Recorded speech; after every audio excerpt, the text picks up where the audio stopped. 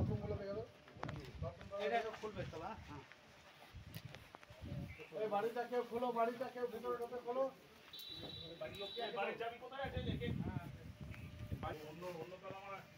আচ্ছা ঠিক আছে, নিজেরা যা করে হোক খুলুন বা ঢুকুন। এই বস প্লাস্টিক করে দেখি।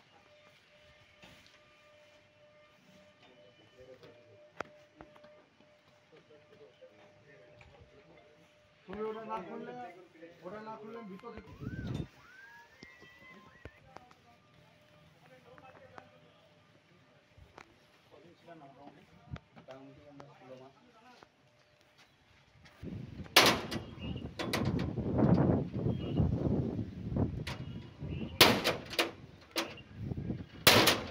আজকে বাড়ি ঢুকলেন, হ্যাঁ কেমন লাগছে?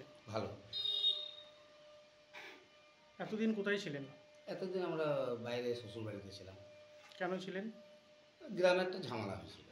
কি ঝামেলা হয়েছিল? একটা জায়গা, আমাদেরও জায়গা নয়, অন্য কাউরির জায়গা, সেটা ধরুন এমনি কথা বলতে বলতে একটা ঝামেলা সৃষ্টি হয়ে যায়। সৃষ্টি হওয়ার পরে একটা লোক মারা যায়। এবার আমরাও ছিলাম না। এবার আমরা যেহেতু গ্রামের না, ব্যক্তিগত হিংসা করে আমাদের উপরে এটা কিন্তু ওরা চাপিয়ে দেয়। কারা? ওই যাদের পক্ষে মারা গেছে তাদের পক্ষ লেগে। কি নাম তাদের? মতিউর রহমান, শেখ কাফি, লোকমান, তারপরে আপনার শেখ নুর আলম, এরকমগুলো আছে তারা। আপনারা কতজন বাইরে ছিলেন? আমরা 30-40 জন বাইরে ছিলাম। কতদিন ছিলেন? আমরা প্রায় 16 মাস ছিলাম। কতগুলো পরিবার ছিল? পরিবার 8-10টা বটে। আজ কেন বাড়ি এলেন? আজকে আমরা কোর্টের অর্ডার পেয়েছি, প্রশাসনেরও তৎপরতা পেয়েছি, তাই আমরা বাইরে এসেছি।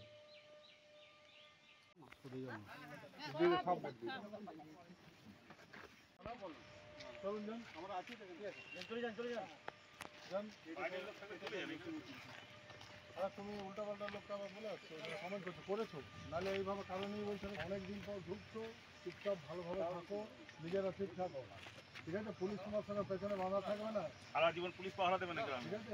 আর তুমি মনে রাখবে যে একবার কেস খেয়েছো, বুঝেছো কেসের কষ্ট কি, তাই না?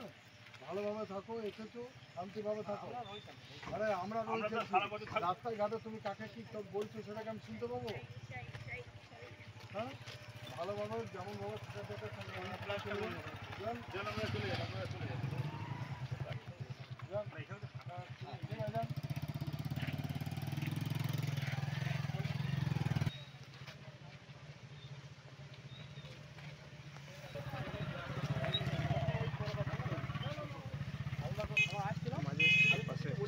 পেঁয়াজি মারছি দেখি।